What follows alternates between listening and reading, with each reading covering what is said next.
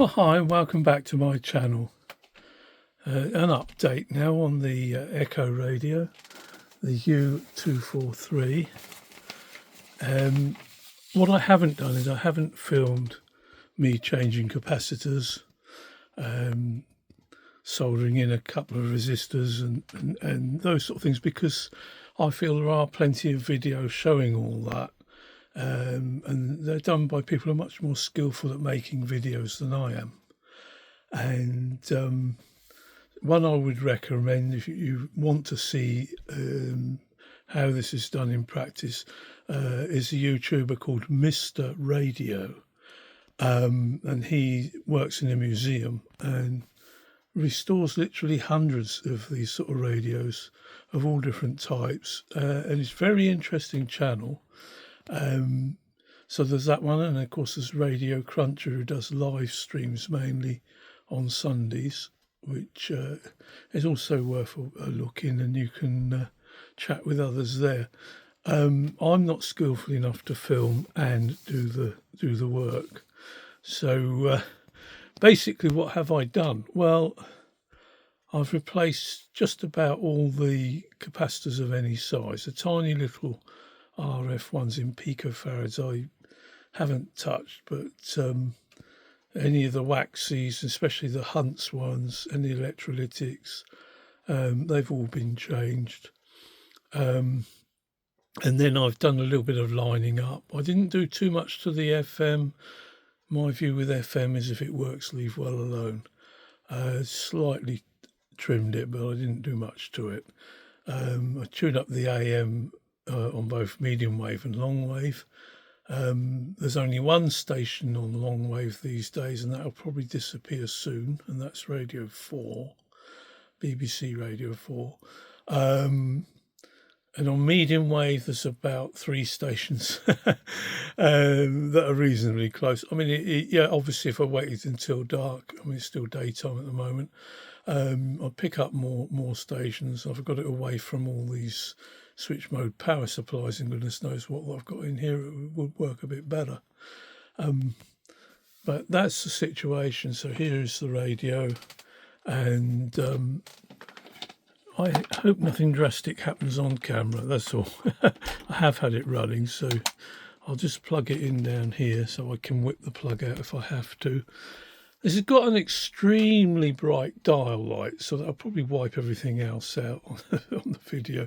It's got a 15 watt dial lamp in it, mains one, on a bayonet fitting. It seemed really excessive. Most radios are very dim backlight, but that's the correct wattage for it and everything. So anyhow, the features of it are that it's got the 3 wave bands. There's an indicator here, which at the moment you can't see too well. It may be more visible when the dial light's on, but there's a little red dot that moves up and down those 3 positions, and there's a magic eye that barely works at all. I've been told that they weren't very good, that particular type of tube, but at least it still lights up, so it looks good. But it's much easier to do by ear. Okay, so that's that. There's the circuit. I have shown it before. Circuit diagram is available online. And it's one of these sets with no transformer, so all the valve heaters are in series. And there's a drop-in resistor, and it would work on DC, it would work as well as AC. It covers medium wave, long wave and VHF, but only up to 100 megahertz. And it does actually drop off slightly before that, but I don't worry too much, because as long as the FM's working, I'll, as I said, leave it alone. Okay, so here we go with a very bright dial lamp. Absolutely incredibly bright, and I notice you still can't see this very well, but if I put it down to long wave, I think yes, we're on long wave, and then it takes a while to warm up. A lot of these series wired valves do seem to, somewhere around there I should find Radio 4. the other thing I need to do now really, and whether there'll be a part 3 to this I don't know, because I think all I'm going to really do is clean up the cabinet, polish it up with a bit of wax, and I don't really think there's much to see there either. Again, it's covered by other channels very well. Okay, we do seem to be getting something now. So. He was at the international commemoration, said his priority yesterday was veterans. I thought it was really important for me to be there. I'm getting my fingers in it and everything. Them and those that didn't return, to say thank you. Now, Rishi Sunak will have to answer for his own actions. For me, there was nowhere else I was going to be. So there we go. Scotland's First Minister John Swinney has accused Labour and the Conservatives of having the same... And it's barely on there. In a speech in Glasgow, he said Labour had become terrified of scaring off people who'd usually vote Tory. The SNP leader called for urgent public... to medium wave, I'm going to turn it up a bit because there's very little to pick up. Caused by a multi-billion-dollar package having been caught in a political deadlock. Congress. The two are meeting in France. Joe Biden has reaffirmed his country's support for Ukraine. You haven't bowed down. You haven't yielded.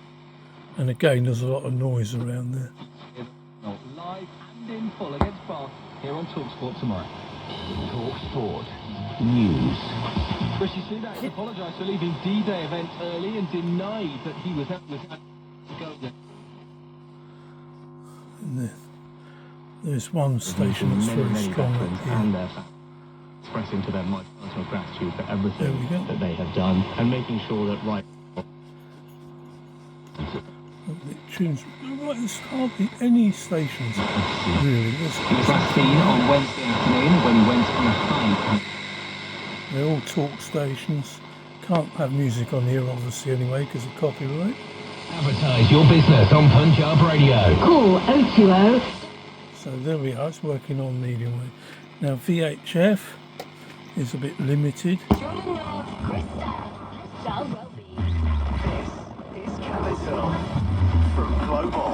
Next weekend, Sabrina Carpenter is going to be on that stage for us at Capital Solar.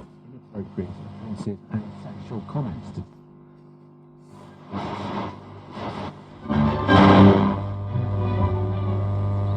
Oh, wow, then.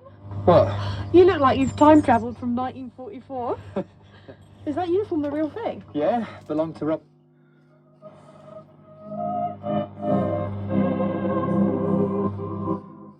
Put out for auction and is expected to fetch up to £9,000.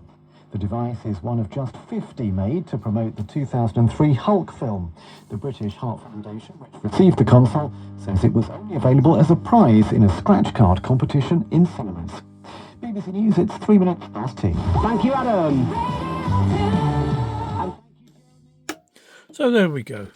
Working on all channels. I probably could get the VHF a bit better, but it's certainly picking up well, and the proper alignment procedure is complex and fiddly, and I really don't want to risk damaging anything in the process.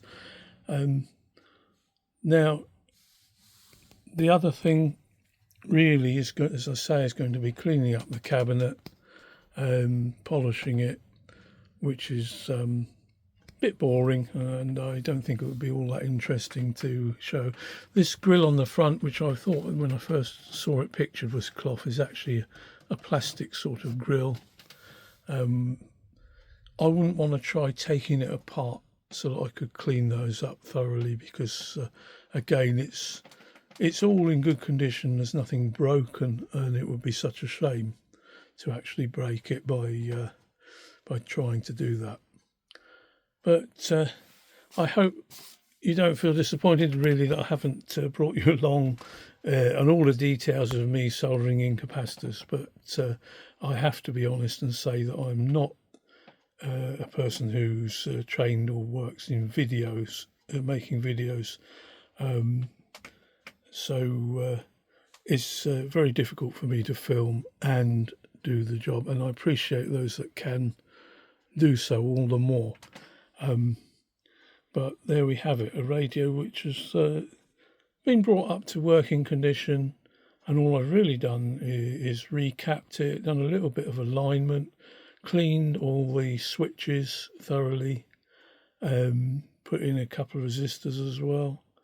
Really haven't done much else other than that to get this mid-1950s radio working again when it is actually nearly 70 years old. So I hope you've enjoyed this, and thanks for watching. Goodbye for now.